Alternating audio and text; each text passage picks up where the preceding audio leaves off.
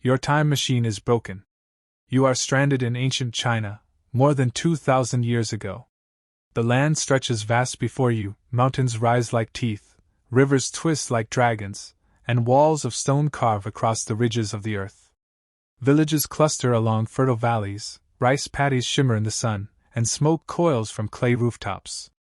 Armies march beneath banners painted with tigers and dragons. Scholars bend over bamboo scrolls, while emperors sit hidden behind curtains of silk and suspicion. This is not a land for outsiders. Every face here belongs to a family, a clan, an ancestor, and you are none of these. To survive in ancient China, you must obey rules older than empires, sharper than any sword. First, never approach the emperor. The Son of Heaven rules with absolute power. His word is law, his gaze is lethal. To stand before him without invitation is death.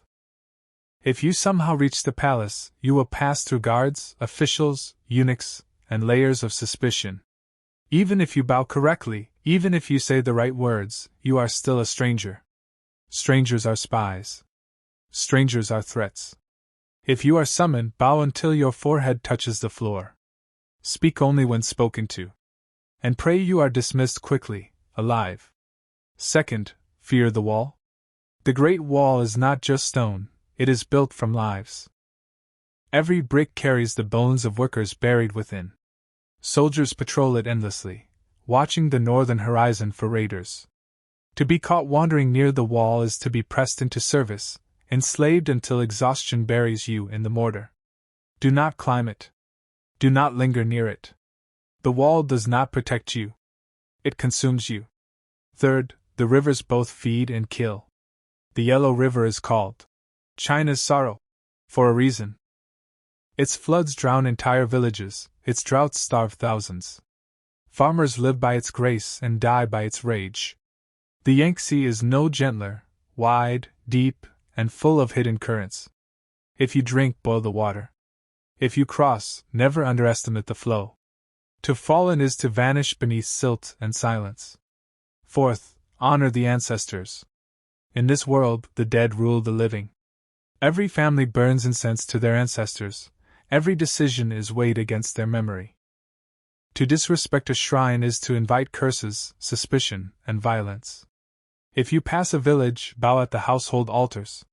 If you hear prayers whispered to the dead, stay silent. The ancestors do not forgive outsiders.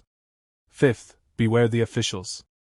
China is not ruled only by emperors, it is ruled by paper, ink, and corruption. Officials hold registers, seals, and the power to decide if you live or die. They are scholars trained in the classics, but many sell judgment for bribes, or accuse innocents to prove loyalty. If questioned, never appear cleverer than them. Speak humbly, offer respect, and hide the strangeness of your words. A single brushstroke on a scroll can condemn you to prison, slavery, or execution. Sixth, armies march like storms. China's wars are endless. States fight states, dynasties rise and fall, rebels clash with emperors. Armies of thousands, sometimes hundreds of thousands, move across the land like locusts. They take what they want, food, labor, lives. If you see banners on the horizon, flee. Soldiers do not care who you are. They only care that you are useful, as a carrier, a slave, or a corpse to frighten others. Seventh, poisons are everywhere. Tea is safe. Wine is not. Feasts are dangerous. Banquets serve not just food but death. Court plots and private grudges are written in powder slipped into bowls and cups. Even medicines brewed by alchemists can kill. If you must drink, drink last. If you must eat, eat slowly. And never trust a cup offered by an official smiling too warmly. Eighth, heaven watches. In ancient China, emperors rule not only with armies but with the mandate of heaven. Every drought, flood, or eclipse is a judgment. If the people believe heaven has withdrawn its favor, rebellions ignite like fire. Strangers in such times are unlucky. Unlucky men are sacrificed to restore balance. If the sky darkens and people kneel, kneel with them. Pretend you, too, fear heaven's will. Here, the sky itself can condemn you. Ninth, the spirits of the land. The forests are haunted by fox spirits, the mountains by dragons, the rivers by hungry ghosts. To the people here, these are not myths, they are reality. And if they think you disturb the balance, they will drive you out or kill you. If you wander through forests, leave offerings. If you pass shrines, bow. You may not believe in the spirits, but they believe in you. 10th, time itself is dangerous. Dynasties rise and collapse with violent speed. One year you may find yourself in a flourishing capital of silk and gold. The next, the same streets are burning, the palaces abandoned, the people gone. Famine sweeps the land, locusts devour fields, rebels sack cities. Never trust stability. Here nothing lasts.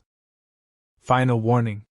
Ancient China is not wilderness, not chaos, not empire alone. It is order sharpened into suspicion, beauty entwined with terror, life ruled by ancestors and heaven. You are not part of its cycles, not part of its bloodlines, not written in its records. To them, you are nothing.